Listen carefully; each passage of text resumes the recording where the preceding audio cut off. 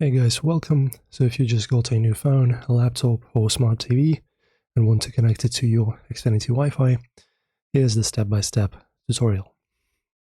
So on your device, go to the Wi-Fi or network settings.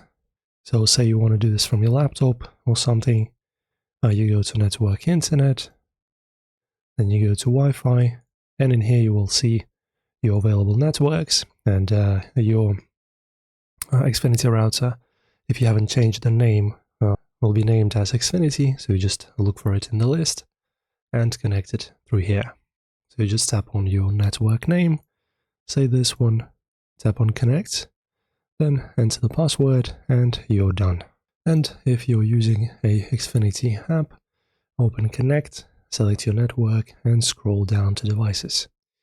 And here you'll see all connected devices and can even assign nicknames or pause Wi-Fi access. So as you can see, if you're connecting on a phone, you just open your Xfinity app, and also you can use a QR code on computer or tablet with your phone to open the app. So that's pretty much it, guys. Enjoy. Now your new device is added to your Xfinity Wi-Fi network. If this video helped, make sure to like and check out my other Xfinity tutorials to get the most out of your connection.